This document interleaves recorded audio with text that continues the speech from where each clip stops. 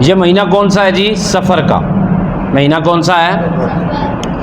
اور آپ سب جانتے ہیں کہ اس مہینہ میں لوگ شادیاں نہیں کرتے، نکاح نہیں کرتے، تعمیراتی کام شروع نہیں کرتے، افتتاحیہ تقریبات منعقد نہیں کراتے، جشن کی تقریبات منعقد نہیں ہوتی، کوئی بھی عام کام ہو اس کی نہ شروعات ہوتی ہیں نہ ان کاموں کا اختتام ہوتا ہے۔ اب تمام مہینے میں شادی ہال بند ہوتے ہیں، ایسا ہی ہے جی، شادی ہال تقریباً بند ہوتے ہیں۔ اس ماہ کو، ماہ سفر کو میں نحس سمجھا جاتا ہے کہ اس مہینے میں کوئی کام نہیں کرنا ورنہ نقصان ہو جائے گا، اس مہینے میں بلائیں نازل ہوتی ہیں۔ ہماری قوم کا بڑا زبردست قسم کا سلوگن ہے جو کہ جہالت پر مبنی ہے۔ مجھے امید ہے کہ جو آج کی گفتگو سنیں گے ان کے ذہن سے یہ چیز نکل جائے گی کہ سفر کے مہینے میں بھی کوئی اللہ کی طرف سے مصیبت نازل ہوتی ہے، اور اگر آپ کو کبھی موقع ملے تو اس رواج اور اس غلط روایت کو توڑ ڈالیں۔ منگل نحس ہوتا ہے اور زمانہ نحس ہوتا ہے، یہ دن نحس ہے، یہ تاریخ نحس ہے یا سفر نحس ہے۔ منگل میں کام شروع کیجئے، سفر میں کام شروع کیجئے، سفر میں تقریبات منعقد کیجئے۔ تو میں اپنی گفتگو کا آغاز سورہ جاسیہ کی آیت نمبر 24 سے کروں گا۔ اللہ تعالیٰ ارشاد فرماتے ہیں وَقَالُوا، اور وہ لوگ کہتے ہیں، کون سے؟ دہریے۔ دہریے ایک مذہب کے ماننے والے ہیں، ان کا یہ ماننا ہے کہ اللہ تعالیٰ کی ذات موجود نہیں ہے، الیاذ باللہ، اور کیا ہے، خود ہی انسان پیدا ہوتے ہیں خود مر جاتے ہیں، آخرت کا بھی کوئی وجود نہیں ہے۔ اللہ ارشاد فرماتے ہیں وَقَالُوا، اور وہ کہتے ہیں مَا هِيَ إِلَّا حَيَاتُنَا الدُّنْيَا، کہ بس ہمارا یہی دنیا میں جینا ہے، یہی زندگی ہے ہماری، اس کے علاوہ کوئی زندگی ہماری نہیں ہے۔ پھر کہتے ہیں کہ نموت و نحیا، ہم مرتے ہیں اور زندہ ہوتے ہیں، وما یہلکنا الا الدہر، اور ہمیں زمانہ ہی ہلاک کرتا ہے، وما لہم بذالک من علم، اور ان لوگوں کو حقیقت حال کا علم ہی نہیں ہے۔ انہم الا یظنون، یہ ان کے اپنے گمان ہیں، بس اپنے گمان کے مطابق عقائد رکھتے ہیں اور پھر ان پر یہ کیا کرتے ہیں، عمل کرتے ہیں۔ بخاری مسلم متفقن علیہ حدیث ہے، آقا علیہ الصلوۃ والسلام ارشاد فرماتے ہیں کہ اللہ رب العزت ارشاد فرما رہا ہے، جس حدیث میں فرمان رسول کا ہو اور راوی کوئی صحابی ہو اسے کہتے ہیں حدیث نبوی، اور جس حدیث کے راوی خود مصطفیٰ صلی اللہ علیہ وسلم ہو اور فرمان خدا کا ہو اسے کہتے ہیں حدیث قدسی، گویا کہ یہ حدیث قدسی ہوئی۔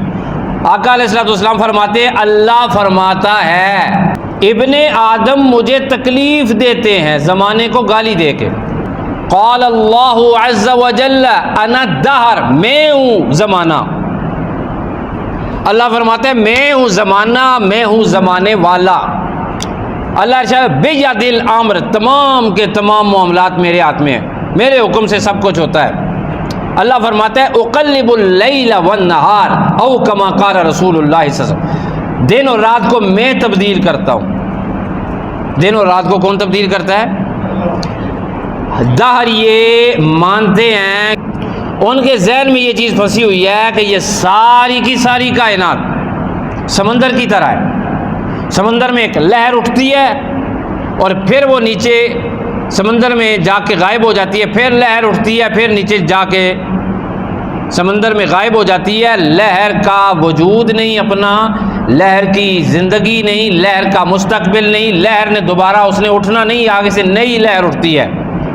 دار یہ کہتے ہیں اسی طرح انسان پیدا ہوتے ہیں، پھر کچھ عرصہ رہتے ہیں اور پھر مر جاتے ہیں، پھر دوبارہ پیدا نہیں ہوں گے۔ انہیں زمانہ ہلاک کرتا ہے، انہیں زمانہ ہی زندگی دیتا ہے۔ اللہ فرماتے ہیں یہ اس تمام صورتحال کو، تمام محرکات کو، تمام افعال کو زمانے کی طرف کیوں منسوب کرتے ہیں؟ خالق میں ہوں، مالک میں ہوں، پیدا میں کرتا ہوں، موت میں دیتا ہوں، موسم میں تبدیل کرتا ہوں۔ تو اب یہ معلوم ہوا کہ زمانہ، اب کہتے ہیں جی زمانہ، اب دیکھیں انہوں نے منسوب کیا ہول ایج کو، ہول ٹائم کو، اور ہم نے اسپیسیفک ٹائم کو لمیٹڈ کر لیا یا ریلیٹڈ ہو گیا ہم سے۔ کیا منگل کا دن نحس ہوتا ہے؟ کیا ہماری مماثلت ان کے ساتھ ہے کہ نہیں ہے؟ وہ بھی زمانے کو برا بھلا کہتے تھے، اللہ کی طرف چیز منسوب نہیں کرتے تھے۔ ہم بھی منگل کو نحس سمجھتے ہیں۔ منگل کے دن جو بھی حوادث ہوتے ہیں وہ کس کی وجہ سے ہوتے ہیں؟ اللہ کی وجہ سے۔ ہم یہ سمجھتے ہیں کس کی وجہ سے ہوتے ہیں؟ منگل کی وجہ سے۔ تو میں یہ سمجھتا ہوں یہ بھی شرک ہے۔ ایک تو عقیدہ الٹا، ایک اللہ کی طرف سارے کام امور۔ اللہ فرماتا ہے اقلب اللیل والنہار بید الامر، میرے ہاتھ میں سب کچھ ہے۔ جب اللہ کے ہاتھ میں سب کچھ ہے تو پھر زمانہ اللہ کے کنٹرول میں ہے۔ اگر کسی دن کوئی مصیبت آتی ہے تو اللہ کے حکم سے آتی ہے، اور کسی دن کوئی خوشی ہوتی ہے اللہ کے حکم سے نازل ہوتی ہے۔ بلکہ مجھے نبی پاک صلی اللہ علیہ وسلم کی ایک حدیث یاد آ گئی کہ آپ جانتے ہیں چاند گرہن اور سورج گرہن ہوتا ہے کائنات میں۔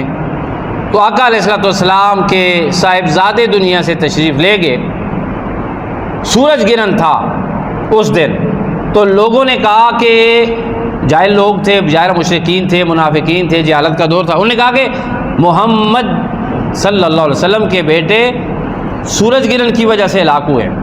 پھر آقا علیہ الصلوۃ والسلام ممبر پہ تشریف فرما ہوئے، آپ نے فرمایا چاند گرہن اور سورج گرہن اللہ کی نشانیوں میں سے دو نشانیاں ہیں، ان کے ساتھ زمانے کے حوادث کا کوئی تعلق نہیں ہے۔ اب جو منگل ہے اس کے بارے میں تھوڑا سا کنسیپٹ آپ سمجھ لیں کہ یہ جو ویسے ہمارے عام گلیوں میں، ٹیبوں میں اوپر نیچے جاتے ہوئے بڑے کلیئر سینس والے اور کلیئر کنسیپٹ والے لوگ یہ بات کرتے ہیں کہ چونکہ بر صغیر میں ہندو رہ کے گئے ہیں، عام مسلمان جو ہندوستان کے ہیں، ہمارے بہت سارے مسلمان جب یہ کمبائن تھا سب کانٹیننٹ ہندوستان، اس وقت سب لوگ اکٹھے رہتے تھے، تو کچھ رسمیں ہندوؤں کی ہیں جو کہ ہمارے اندر رہ گئی ہیں، کچھ باتیں ہندوؤں کی جو ہمارے اندر رہ گئی ہیں۔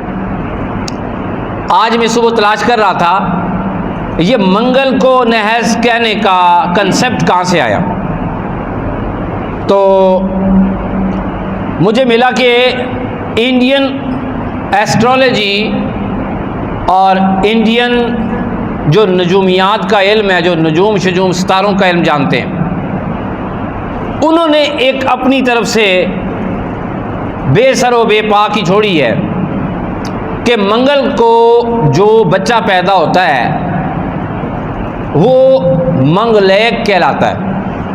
کیا کہلاتا ہے؟ اس کو کہتے ہیں منگلیک، منگلیک منگل والا، جیسے کہ منگلوار۔ ہمارے گاؤں میں چلے جائیں ادھر بھی، مجھے تو نہیں لگتا منگل کو کپڑے کوئی نہیں دھوتا، منگل کو سر کوئی نہیں دھوتا، منگل کو برتن کوئی جو باہر نکال کے پورے گھر کی صفائی کوئی نہیں کرتا، منگل کو اسی طرح سفر میں بہت سارے کام چھوڑ دیتے ہیں، اسکپ کر دوں، میرے پاس جو مواد ہے میں کہتا ہوں یہ سارا آپ کو ڈیلیور کرو۔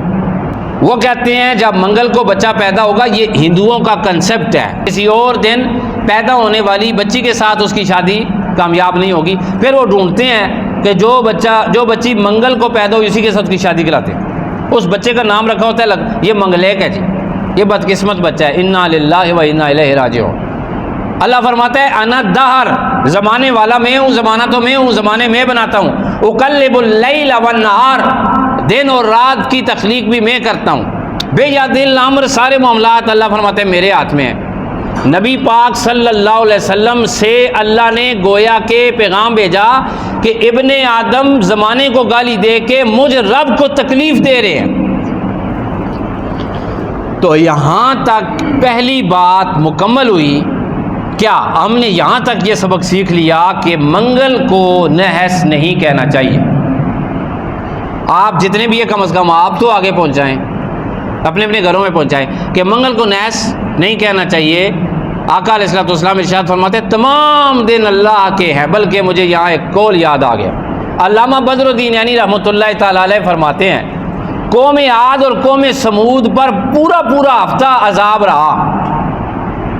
قوم عاد پر اور قوم سمود پر پورا پورا ہفتہ عذاب جاری رہا. علامہ عینی فرماتے ہیں پھر تو ہمیں کہنا چاہیے ہفتہ بھی نحس ہے، جمعہ بھی نحس ہے، جمعرات بھی نحس ہے، بدھ بھی نحس ہے، سوموار بھی نحس ہے، اتوار بھی نحس ہے، ہفتہ بھی سارے منگل سارے ہی دن پھر نحس ہونے چاہیے کیونکہ سب دنوں میں ان پر عذاب نازل ہوا. تو یہ کنسیپٹ بالکل غلط ہے. کسی ایک دن عذاب، منگل بھی اللہ کا دن، سوموار بھی اللہ کا دن، اتوار بھی اللہ کا دن، ہفتے بھی اللہ کا دن، اتوار بھی اللہ کا دن، سوموار بھی اللہ کا دن، سارے اللہ کے، جمعہ بھی اللہ کا دن، سب اللہ کے دن. تلک الایام نداولها بین الناس. قرآن میں اللہ فرماتا ہے کہ یہ دن ہے جنہیں ہم لوگوں کے درمیان میں پھیرتے رہتے ہیں. اچھا، سفر کے بارے میں نبی پاک صلی اللہ علیہ وسلم کی 2 حدیثیں سنا کے پھر میں آگے چلتا ہوں. ایک دیہات سے آقا علیہ الصلوۃ والسلام کا غلام، یہ بخاری مسلم میں موجود ہے، آقا علیہ الصلوۃ والسلام کی خدمت میں حاضر ہوا. یا رسول اللہ صلی اللہ علیہ وسلم، اونٹوں کے بارے میں آپ کیا کہتے ہیں کہ یہ اونٹ جو ہے یہ صاف ستھرے ہوتے ہیں، بیماری سے پاک، اور انہیں کوئی بیماری نہیں ہوتی. پھر خارش زدہ اونٹ جو ہے وہ آتا ہے اور اس سے ان کو بیماری لگ جاتی ہے. اب چونکہ وہ نیا نیا اسلام تھا، لوگوں کے ذہن میں ساری باتیں انسانوں کی طرف منسوب ہوئی تھی جیسا کہ ہمارے ہیں. آقا علیہ الصلوۃ والسلام نے فرمایا تم کیا کہتے ہو کہ تمہارے اونٹوں کو بیماری خارش زدہ اونٹ نے لگائی ہے؟ کہنے لگا یا رسول اللہ ہاں صلی اللہ علیہ وسلم. آپ نے فرمایا مجھے بتاؤ جو اس پہلے اونٹ کو بیماری پھر کس نے لگائی ہے؟ جو اونٹ آیا ہے خارش زدہ اسے خارش کس نے لگائی ہے؟ یہاں پر کچھ لوگوں کے ذہن میں یہ سوال ہوگا، ہو سکتا ہے وہ بیمار زدہ اونٹوں سے آیا ہو، سارے اونٹ بیمار ہو گئے ہوں. ٹھیک ہے جی، پھر ان اونٹوں کو کس نے بیمار کیا ہے؟ بھائی بیمار کون کرتا ہے؟ اللہ. نبی علیہ الصلوۃ والسلام کی واضح اتھینٹیکیٹڈ حدیث، آقا علیہ الصلوۃ والسلام نے فرمایا کوئی بیماری کسی دوسرے کو اس طریقے سے نہیں لگتی، کوئی بیماری کسی ایک بندے سے دوسرے کو نہیں لگتی. کرونا بھی اسی طرح تھا، وہ ہمیں جو ہے وہ ڈرا دیا گیا بہت زیادہ، ڈاکٹر بھی کنفیوز تھے. ٹھیک ہے، تو وہ نبی پاک صلی اللہ علیہ وسلم نے فرمایا کوئی بندہ بھی بیمار ہوتا ہے وہ اللہ کے حکم سے بیمار ہوتا ہے. اب آگے چلیں. آقا علیہ الصلوۃ والسلام کے زمانے میں بھی کیا تھا؟ لوگوں میں غلط فہمی تھی، بات مشہور تھی کیا؟ سفر نحس ہوتا ہے، سفر نحس ہوتا ہے، سفر نحس ہوتا ہے. سفر میں کوئی کام نہیں کرنا چاہیے، سفر میں ختم نہیں پڑھانا چاہیے، سفر میں مکان نہیں شروع کرنا چاہیے، سفر میں نکاح نہیں کرانا چاہیے، سفر میں کوئی افتتاحی تقریب نہیں کرنی چاہیے. آقا علیہ الصلوۃ والسلام نے برسر منبر ارشاد فرمایا، بخاری شریف فرماتے ہیں ولا عدوہ ولا سفرہ ولا ہامہ. آپ نے فرمایا کوئی بیماری متعدی نہیں ہوتی، سفر میں کوئی بلا نہیں اترتی، سفر نحس نہیں ہوتا، اور کوئی بھی جو آپ بدشگونی اختیار کرتے ہیں اس کا اثر بالکل بھی نہیں ہوتا، اور بھوت پریت بھی کچھ بھی نہیں ہے. یہ آقا علیہ الصلوۃ والسلام سفر کے متعلق ارشاد فرمائے.